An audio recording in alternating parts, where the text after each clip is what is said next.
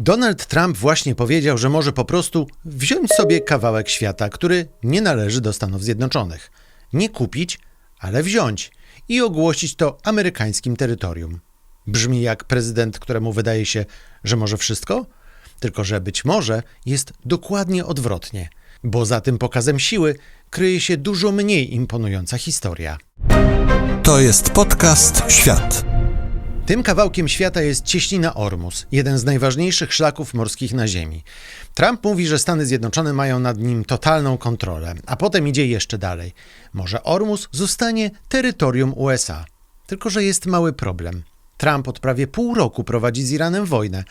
Po 38 dniach tej wojny jego własny Biały Dom ogłaszał osiągnięcie głównych celów militarnych, a Iran zgodził się na rozejm. Potem miał być wielki deal, a potem znowu były bomby.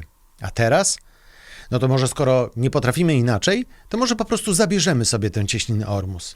I właśnie tę drogę chcę wam dzisiaj pokazać. Pokażę wam 6 absurdów tej wojny, a na końcu zrozumiesz, dlaczego całkowita kontrola Trumpa może być tak naprawdę jego całkowitą frustracją. Bo to nie jest historia o tym, że Ameryka jest za słaba. To jest historia znacznie dziwniejsza. Najpotężniejsze państwo świata może rozwalić przeciwnikowi flotę, fabryki, wojsko. A potem odkrywa, że nadal nie ma sposobu, żeby zmusić to państwo do kapitulacji. Zacznijmy od Benjamina Netanjahu, bo izraelski premier, który w tej układance jest bardzo istotny, nie obudził się w lutym tego roku i nagle nie wymyślił zaatakujmy Iran. On chciał tego od lat. John Kerry, były sekretarz stanu USA, były współpracownik Baracka Obamy, mówił już po rozpoczęciu wojny, że Netanjahu przedstawiał ideę uderzenia na Iran kolejnym amerykańskim prezydentom. George Bush nie zgodził się. Barack Obama nie zgodził się. Potem Joe Biden też się nie zgodził. No i wreszcie Donald Trump w drugiej kadencji się zgodził. I tu jest pewna ironia, no bo Trump przez lata budował swoją markę na haśle koniec z głupimi, wiecznymi wojnami. Koniec z Ameryką, która jedzie na Bliski Wschód, wydaje fortunę, a potem przez lata nie wie jak wrócić do domu, tak jak było na przykład w Iraku za George'a Busha. No i to właśnie ten sam Donald Trump zrobił to, czego nie zrobili jego poprzednicy. Stany Zjednoczone weszły do wojny z Iranem, o której wiadomo, że będzie długa i kosztowna. Później oczywiście Donald Trump bardzo mocno zaprzeczał, że to Netanjahu go do tego namówił. Trump mówił, że to była jego decyzja i przyjmijmy więc wersję Donalda Trumpa, że to sam zdecydował. No to zobaczmy w takim razie, co zrobił z tą decyzją. Bo jego najważniejszy generał już na początku mówił, że ta wojna nie przyniesie korzyści Stanów Zjednoczonych. To człowiek, który nie brzmiał jak ktoś, kto szykuje się na łatwy spacerek. Dan Kane jest najwyższym rangą wojskowym w Stanach Zjednoczonych, przewodniczącym Kolegium Połączonych Szefów Sztabów. 2 dni po rozpoczęciu wojny wychodzi przed kamery. No i mówi tak: osiągnięcie celów trochę potrwa. To są duże działania bojowe, będą kolejne straty. Nie sprzedaje bajki o błyskawicznym zwycięstwie. Trump natomiast mówi wtedy o 4, może 5 tygodniach, czyli że szybko. Ale później ten termin zaczyna się rozciągać. Czyli tak, generał mówi, to będzie bardzo trudne. Polityczny przekaz to zaledwie kilka tygodni. I warto tutaj przypomnieć, co Trump widział kilka miesięcy wcześniej. Widział Wenezuelę. To była szybka amerykańska operacja. Komandosi wlecieli do Wenezueli, schwytali Nicolasa Maduro, prezydenta Wenezueli, którego Trump nie za bardzo lubił. Mieliśmy spektakularne obrazy, mieliśmy ogromną przewagę Stanów Zjednoczonych, mieliśmy wreszcie sukces Donalda Trumpa. Jest wróg, jest akcja i jest finał.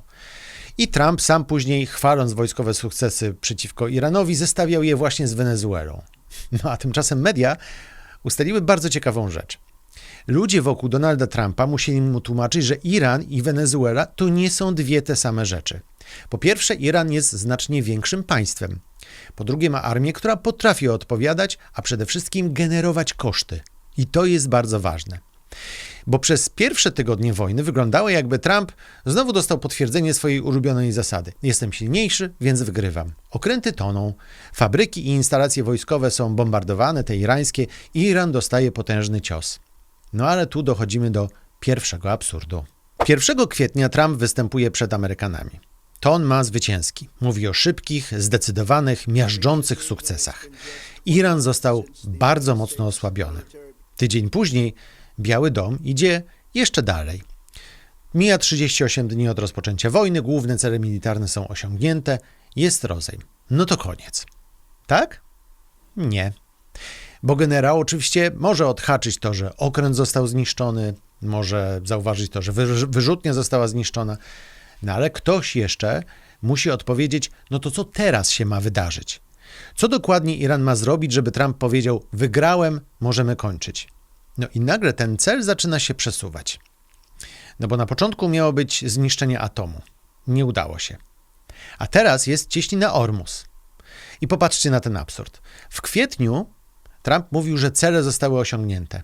A kilka miesięcy później jednym z głównych problemów Ameryki jest ponownie otwarcie cieśniny Ormus, która przed tą wojną była otwarta.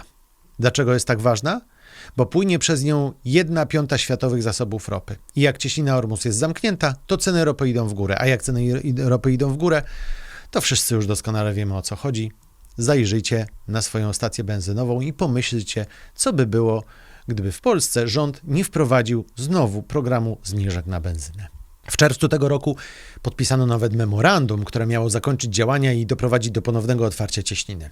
Biały Dom przedstawiał ją jako historyczny przełom. Czyli przed wojną cieśnina Ormus działała. Ameryka zaczyna wojnę, ogłasza sukces, a kilka miesięcy później jednym z najważniejszych problemów jest problem, który eksplodował podczas tej wojny. To trochę jak podpalić mieszkanie, ugasić kuchnię, ogłosić zwycięstwo, a potem odkryć, no jeszcze płonie dach. No i właśnie wtedy Iran rozumie coś bardzo ważnego, że nie musi pokonać Ameryki wojskowo-militarnie. A za chwilę dalszy ciąg podcastu. Iran jest oczywiście słabszy, dużo słabszy.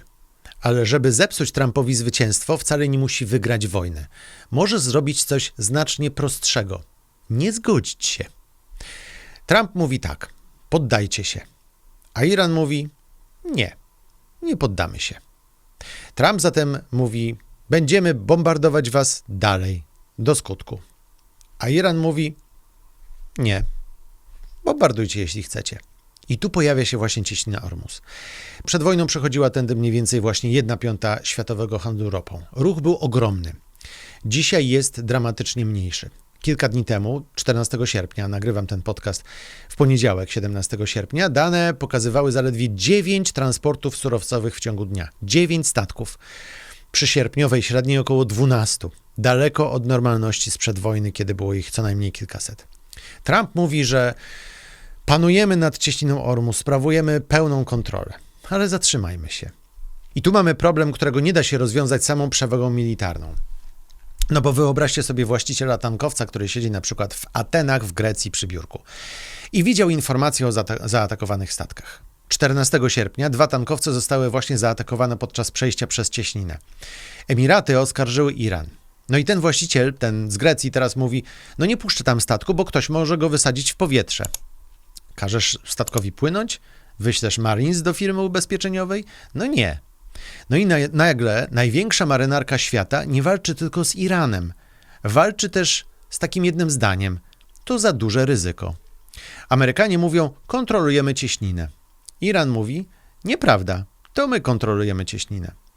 Teheran twierdzi, że żaden statek nie przejdzie bez jego zgody. Stany Zjednoczone odpowiadają blokadą i demonstracją własnej kontroli. Czyli obie strony krzyczą, kontroluje, a normalny ruch nadal nie wraca. I teraz nie potrzebujemy wielkiej analizy. Potrzebujemy kalendarza. Najpierw mamy bombardowanie. Potem mamy słowo wygraliśmy. Potem rozejm. A potem mamy pokój. W czerwcu przychodzi kolejny wielki moment. USA i Iran osiągają porozumienie. Ma być trwały koniec działań wojennych, a cieśnina Ormus ma się otworzyć. I ma być dalsza dyplomacja, a Trump znowu może powiedzieć, załatwione, zrobiłem to. I wtedy deal się rozpada. 7 lipca Trump sam mówi, że deal jest over, czyli już go nie ma. Iran zawiesza go po swojej stronie. Obie strony oskarżają się o złamanie ustaleń. Wracają bomby, wraca blokada, wracają rozmowy. I teraz można oczywiście się zastanawiać, kto, dlaczego, co, ale efekt na przykład dla amerykańskiego podatnika jest ten sam. Znów rośnie cena benzyny, znów zapłacę więcej przy tankowaniu. W końcu dochodzą nowe żądania Iranu. Reparacje. Teraz spójrzmy na cały ten ciąg. Jest bombardowanie, potem wygraliśmy, a potem jest rozejm, a potem mamy pokój, a potem deal się rozpada, a potem znowu bomby i jeszcze reparacje. A potem jest całkowita kontrola cieśniny Ormus, a na końcu, no to może Ormus będzie amerykański. Każdy ruch można osobno jakoś uzasadnić, ale razem, no reszta, to wszystko wygląda jak człowiek stojący przed zamkniętymi drzwiami. Może ten klucz? Nie. A może ten? Nie. No to może kopniemy drzwi. Nie da się. Drzwi dalej są zamknięte. To może ogłosimy, że te drzwi są nasze. No i właśnie tutaj trudno mówić o spokojnym realizowaniu jednego prostego planu. To zaczyna wyglądać jak miotanie się między kolejnymi sposobami zakończenia wojny. Każda następna próba kosztuje. Benzyna w Stanach Zjednoczonych jest wyraźnie droższa niż przed rokiem. Trump, człowiek, który obiecywał Amerykanom tanią energię, musi im teraz tłumaczyć, że wyższe ceny są warte kosztu tej wojny.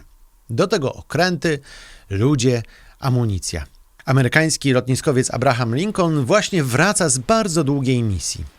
Kilka dni temu dowódca CENTCOM, czyli najważniejszej części amerykańskiej armii, osobiście odwiedził ten lotniskowiec. Agencja AP opisuje intensywną operację i problemy wynikające z przedłużającego się wysłania tego okrętu. I to już nie jest punkt na mapie. To są tysiące ludzi na jednym pływającym mieście, którzy spędzają tam kolejny dzień, kolejny tydzień i kolejny miesiąc. I zwróć uwagę, co zrobił Iran. Nie pokonał Ameryki, nie zatopił całej jej floty, nie wygrał wojny. Po prostu sprawił, że wojna nie chce się skończyć. A dla Trumpa to wyjątkowo bolesna wersja tego konfliktu, bo Trump uwielbia wielkie finały. Wygraliśmy, pokonaliśmy ich, nikt wcześniej tego nie potrafił. Ja potrafiłem. I tutaj nie ma finału. Jest następny rachunek i kolejny miesiąc. Iran nie musi być silniejszy. Musi wytrzymać wystarczająco długo, żeby Trump musiał wybrać między więcej wojny albo między gorszym kompromisem. Jest jeszcze jedno słowo, które świetnie pokazuje, gdzie znaleźli się Amerykanie. Bezterminowo. Sekretarz obrony Pete Hegseth mówi, że amerykańska marynarka może utrzymywać blokadę irańskich portów bezterminowo, rotując jednostki. Technicznie pewnie może. Ameryka ma gigantyczne zasoby. Może wysłać kolejny okręt, kolejny samolot i kolejną rakietę. No tyle, że wojna nie miała być bezterminowa. To przecież była cała obietnica Trumpa, że to nie będzie Irak, to nie będzie Afganistan, to będą 4, może 5 tygodni. To nie będzie kolejna wieczna wojna. Miało być szybko. A dochodzimy do momentu, w którym jednym z argumentów administracji jest spokojnie, możemy to robić bardzo długo. I to nie jest odpowiedź na pytanie, jak skończyć wojnę. To jest odpowiedź na pytanie, jak długo możemy ją jeszcze prowadzić. I to są dwie zupełnie różne rzeczy. To jest podcast Świat. Zaprasza Wojciech Cegielski. I teraz wracamy do początku. Donald Trump mówi, że może przejąć cieśninę Ormus, albo przynajmniej zachować nad nią kontrolę. Na początku filmu brzmi to jak szczyt potęgi. Prezydent USA patrzy na mapę i mówi, to będzie nasze. Ale po przejściu całej tej historii wygląda to zupełnie inaczej. Trump próbował bombardowań. Iran się nie poddał. Próbował zrobić deal, ale deal się rozpadł. Próbował blokady, próbował sankcji, a cieśnina Ormus nadal nie działa. I wtedy Trump robi to, co robi często, kiedy poprzedni poziom nacisku nie daje mu efektu. Podnosi stawkę. Daje większą groźbę, mocniejsze słowa, jeszcze większą demonstrację kontroli. Aż dochodzimy do tego, o czym mówimy. Czyli może to będzie nasze. I tu wraca ten sam odruch, który widzieliśmy wcześniej. Wenezuela albo Grenlandia. Teraz cieśnina Ormus. Coś jest ważne, więc musi być moje. Tylko Iran gra w dużo bardziej irytującą grę. Nie muszę być od ciebie silniejszy. Mogę tylko nie dać ci tego, czego chcesz. I wtedy absurd zamyka się w sposób perfekcyjny. Prezydent mówi, mamy całkowitą kontrolę, ale nie kontroluje najważniejszej rzeczy. Nie kontroluje decyzji Iranu. Nie kontroluje tego, kiedy Teheran powie tak. Nie kontroluje tego, kiedy normalnie wróci żegluga i tego, kiedy przestaną rosnąć koszty Amerykanów na stacjach benzynowych. I przede wszystkim nie kontroluje wojny, którą sam rozpoczął. I dlatego pomysł przejęcia cieśniny Ormus nie wygląda już tak jak dowód na to, że Trump może wszystko. Wygląda jak kolejny pomysł człowieka, który ma prawie wszystkie narzędzia świata, poza jednym, poza dobrym sposobem na zakończenie własnej wojny. I chyba właśnie na tym polega największy błąd Donalda Trumpa w Iranie, bo on nie przecenił siły amerykańskiej armii. Armia naprawdę ma ogromną przewagę. Przecenił coś zupełnie innego. Założył, że jeśli zada przeciwnikowi wystarczająco dużo bólu, przeciwnik w końcu zrobi to, czego chce Ameryka. A Iran pokazuje mu bardzo niewygodną rzecz. Można przegrać większość bitew i nadal nie dać przeciwnikowi zwycięstwa. Można stracić okręty i fabryki i nadal powiedzieć nie. A wtedy największa armia świata może uderzyć jeszcze raz i jeszcze raz. Tylko że każde następne uderzenie wcale nie odpowiada na pytanie, co teraz, co dalej. To nie jest odpowiedź na pytanie, jak zakończyć. Bo Trump ogłosił już zwycięstwo. Jego armia osiągnęła już główne cele militarne. A Trump wciąż nie ma sposobu, którym może skończyć tę wojnę. A teraz pytanie do ciebie. Czy twoim zdaniem Trump powinien się poddać, czy dalej cisnąć Iran? Napisz w komentarzu jedno słowo: poddać się albo cisnąć.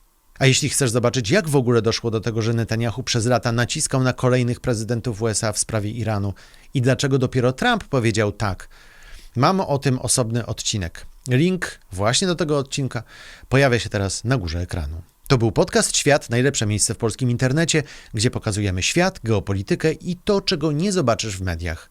Jeśli takie odcinki pomagają ci zrozumieć świat, subskrybuj nas i powiedz o nas swoim znajomym. Jesteśmy też na Instagramie, TikToku i Facebooku. Wojciech Cegielski, dziękuję za uwagę i do zobaczenia. To był podcast Świat. Do zobaczenia w kolejnym odcinku.